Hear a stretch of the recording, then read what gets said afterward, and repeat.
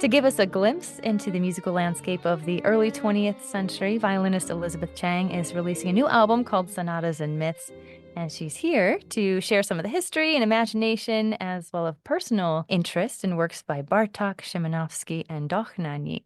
So let me start by saying hello to you, Elizabeth, and how glad I am to have you here. Very glad to be here. So you have recorded this fascinating triptych of works that are interconnected in various ways. If you could just walk us through your thought process when you were planning and preparing for the album recording. Right. So my life is a combination of performing, teaching, and working as a arts administrator.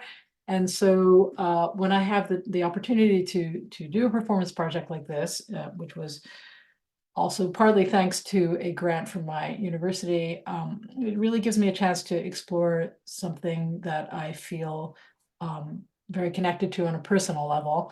And that was the case with this album. First of all, the period itself is of great interest to me because these three works were all composed within a decade of each other, 1912 to 1921. Particularly a very turbulent time. These three composers were three of quite a few who were struggling to find a new expressive identity in that time period, and sort of taking in what it means to be in the modern world, and absorbing what World War One meant to them. As it very much affected their lives on the trajectory of where they were in the world, and their artistic, how they sort of process this artistically was of great interest to me, and seems like also something that would continue to be sort of analogous to our times. As artists, we try to figure out what our place is and what our role is with these big world events happening around us. On a personal level, also, because my life is very connected to teaching, I spend a lot of time thinking about my own artistic and violinistic heritage. And I studied with some really, really wonderful pedagogues, two of whom were students of Karl Flesch. So this would be Roman Totenberg and Max Rostal. They were both students of the Hungarian pedagogue Karl Flesch, who is very well known to this day to students nowadays, both because of his scale method and also the books he wrote about violin technique. So yeah, so Dohnanyi was involved in rescuing Flesch in World War II, so that there's actually quite a personal connection there. How did you go about researching your artistic heritage? Was that something that you just talked about with your direct teachers, or was there further research involved in that too? It's not something they talked about very explicitly. I mean, they referred to Flesch. I was aware that he was just there in the background as this very prominent person who sort of shaped the way people were thinking about teaching at that time. But no, this was something I came to much later, because my interest in teaching actually came much later in life. Yeah, and I'm curious about that scale method you mentioned too. I come from a background of piano and know very little about the string world. So what is Flesch's scale technique that you mentioned? Well, it's one of several systems, but it's actually probably one of the most widely, definitely one of the most widely used. It's just kind of an encyclopedia of how to practice scales, laid out in every key, and it's very conveniently and somewhat exhaustively. And yeah, it really, I think that is something that my students and many students use daily. If you could give us an overview of the album Sonatas and Myths and from the large body of works that these composers have, why these particular pieces? Well, I think that each of them represents a very particular and distinct voice, in contrast to each other, so to one another. So I think that the Dohnanyi sonata is really in the romantic tradition. It's not wildly different from from the language you'll hear from, Brahms or Schumann or late romantics.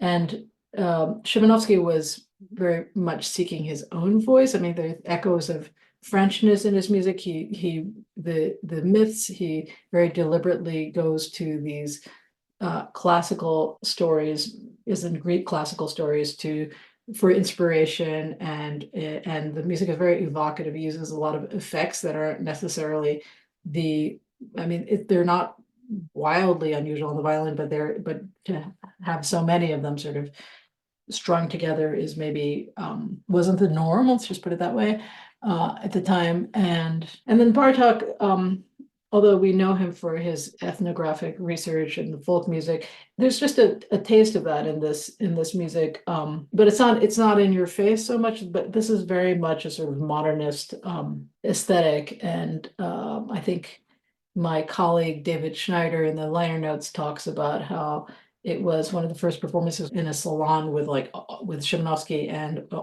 many of the big name Ravel and Stravinsky in Paris. And so you have a sense for what a cauldron of musical creativity and innovation it was at that time in that place. And I was hoping that the juxtaposition of these three works would give a little bit of a taste of what was going on.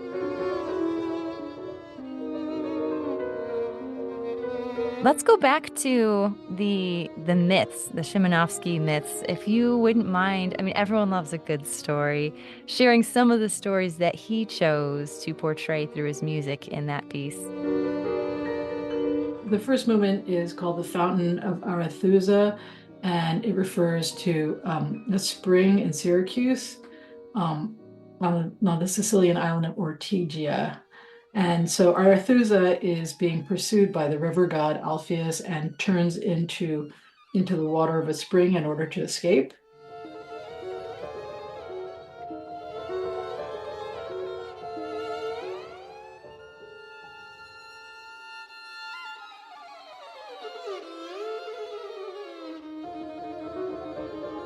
The second myth is Narcissus, which I think is maybe a little more familiar. This is a beautiful young man who falls in love with his own reflection, and the music has this sort of stillness and reflective quality to it, mirroring kind of motives that you can listen for. And Dryads and Pan is not a specific story, but more sort of a evocative picture of these characters in Greek mythology. So, and you hear it through these harmonics. There are these glissandi that happen in the last movement that are supposed to be Pan's flute.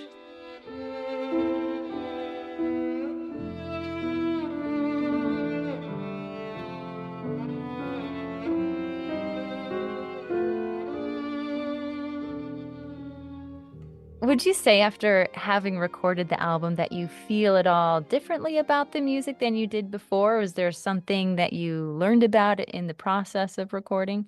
The thing is that it's now a few months away from the recording process, and I actually feel like I want to stay with this time period a little bit and go a little farther with it. It's not, I think it's deepened my interest more, and I also have found some personal connections to that time. I have I mean, besides through my teachers, my family I'm the child of immigrants from China, but my father's family spent a lot of time in France, and some of my half aunts were very involved in the visual arts, and there was a real connection to that time period. And it turns out that my grandfather had a shop that was in the same building, or we haven't quite worked out whether it's the same building or just next door to Duran, the publisher, which is where many of the great French composers had their work published, and that Ravel probably walked by his shop on a few times a week. And so just I'm starting to feel very even closer to this time period and wanting to just go a little deeper yet.